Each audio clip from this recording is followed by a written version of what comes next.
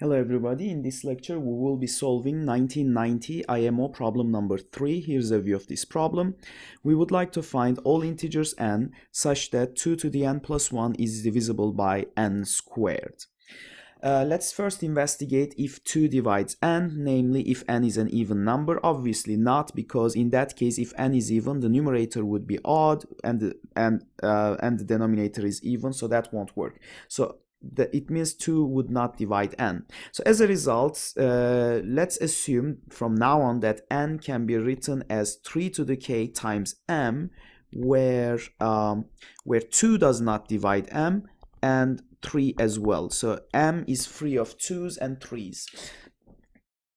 So given that, let's try to figure out how to factorize the numerator of this fraction now. So therefore, we have 2 to the n plus 1, which is simply equal to substituting for n, the new form. So we have 2 to the power 3 to the k times m plus 1.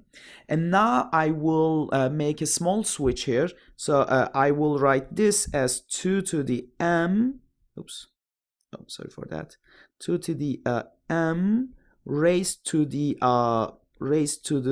3 to the kth power plus, plus 1. And now let me make this change of variable here. So let's call 2 to the m the inside as u. So therefore we have u to the power 3k plus 1.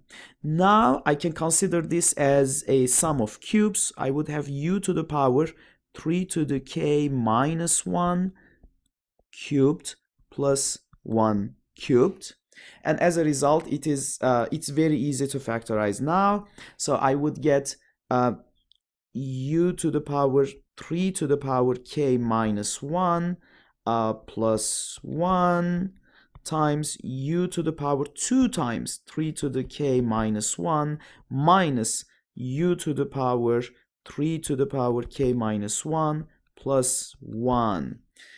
Okay, but then as long as this power k minus 1 is greater than 0, right? So as long as the exponent of 3 here is greater than 0, I can keep considering this expression as a cube, and as a result I can factorize it. So let me do it one more step just so that everyone is on the same page. So u to the power 3 to the power k minus 2 raised to the third power plus 1 cubed, and the second part is still the same. So u2 times 3 to the k minus 1 minus u3 to the k minus 1 plus 1. Now we can factorize this expression as u to the 3 to the k minus 2 plus 1, and then the inside would become u to the 2 times 3 to the k minus 2. Oh my. Okay, so let's just clear it. Okay, so k minus 2 minus u to the 3 to the k minus 2 plus 1, and we still have the first one, so u to the 2 times 3 to the k minus 1 minus u to the 3 to the k minus 1 plus 1. Oh my goodness. And when you focus on the first expression again, as long as k minus 2 is greater than 0, you can keep doing that. So as a result, this procedure will stop after k steps when finally the expression will look like u. So there's no more 3's on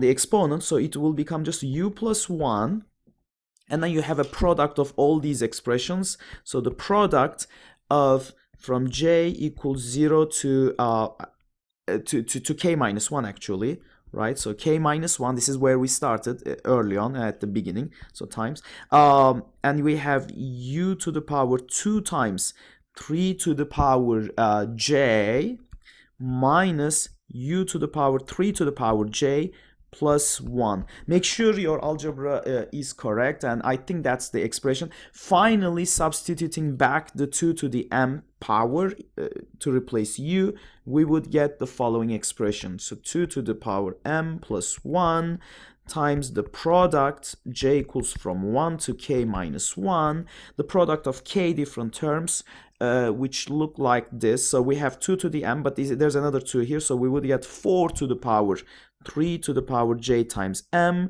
minus 2 to the power 3 to the power j times m plus 1. Okay, so we are done with the first part.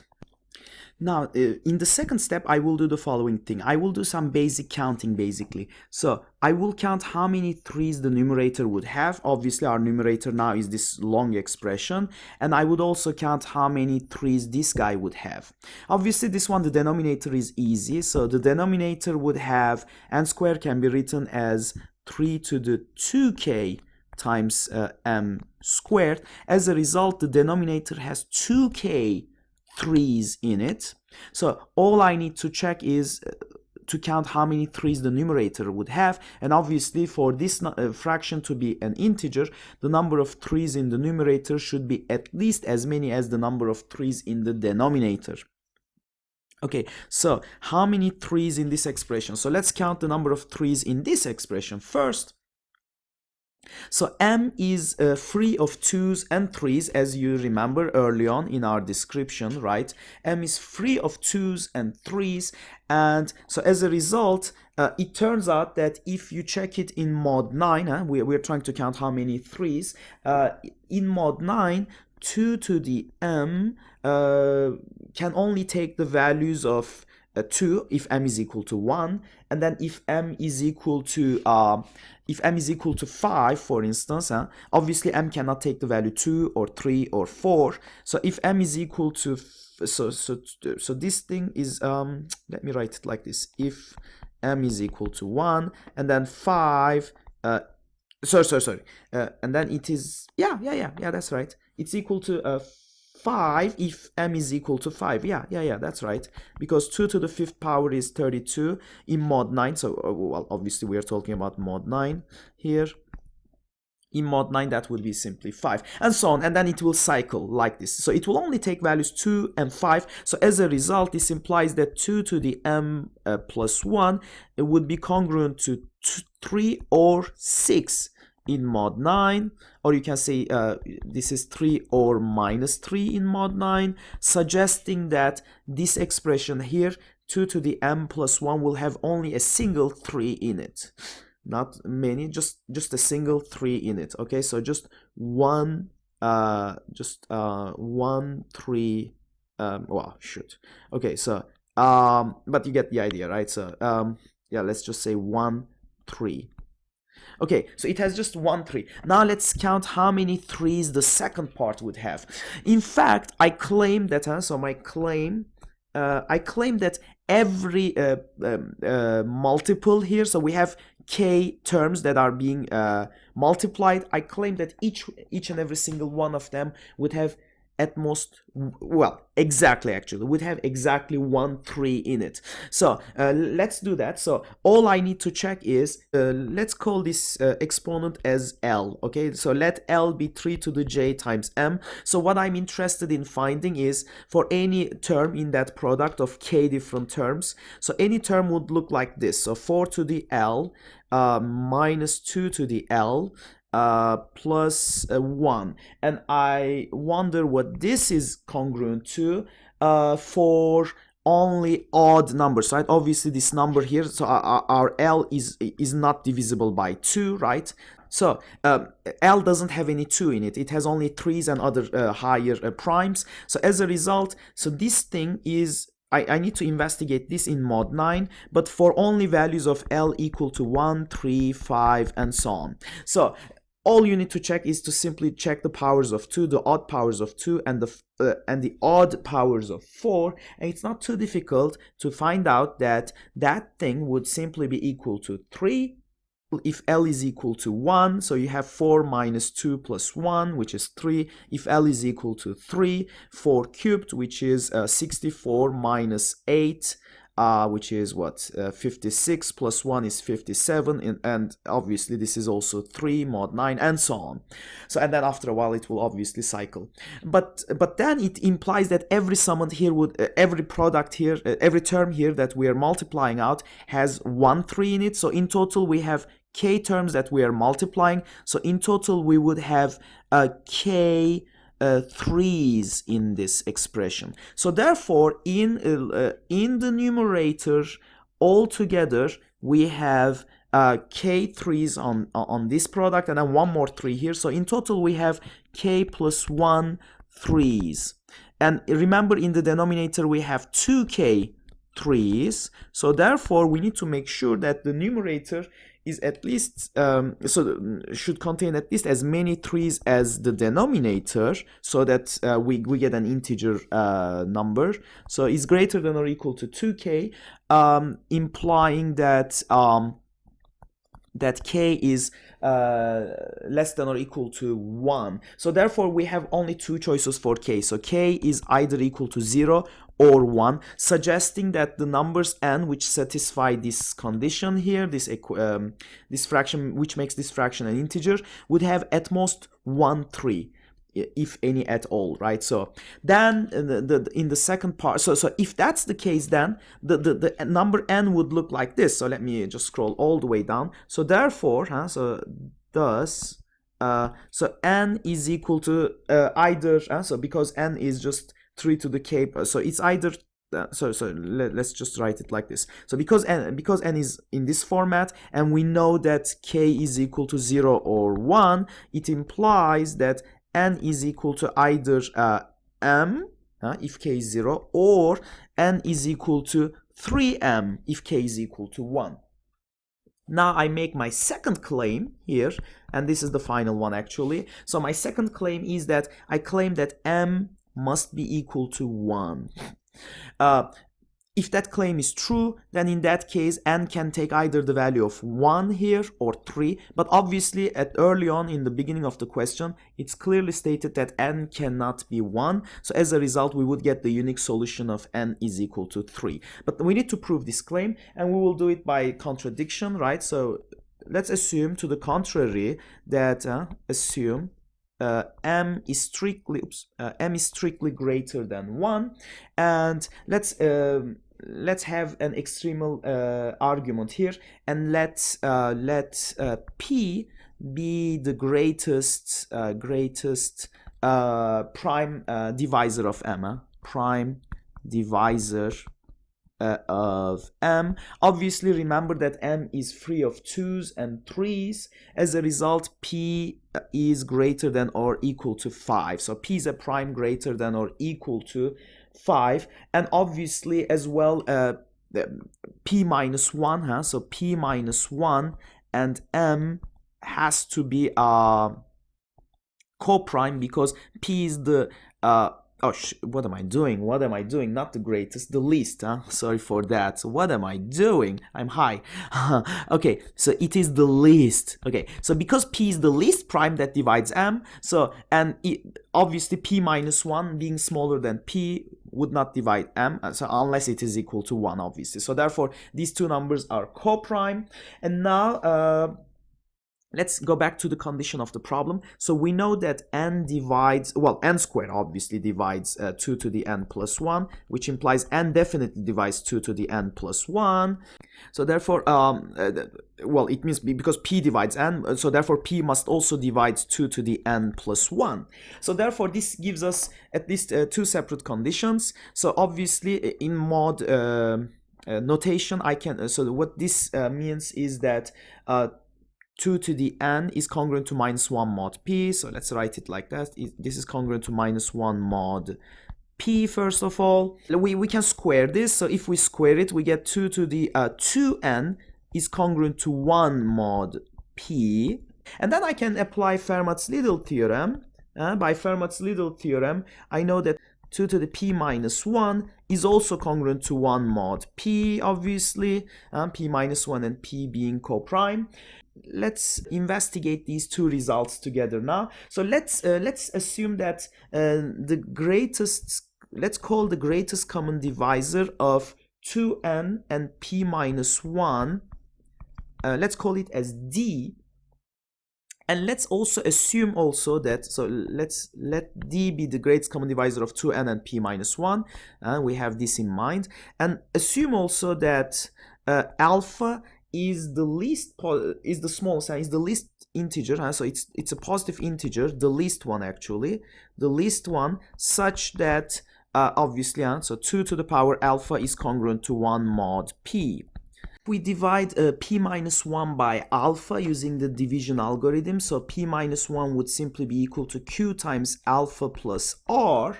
Well, obviously, because of the division algorithm, r has to be in this range. So let's write it like this. So 2 to the p minus 1 is congruent to 2 to the, let's replace it with this expression, plus r, which is congruent to 2 to the q alpha plus, times 2 to the r, times 2 to the r, which is congruent to 2 to the alpha q times 2 to the r, but 2 to the alpha, we assumed early on that this is equal to 1. So this is congruent to 2 to the r in mod p. And remember that 2 to the p minus 1 was obviously 1, so this thing is congruent to 1 in mod p.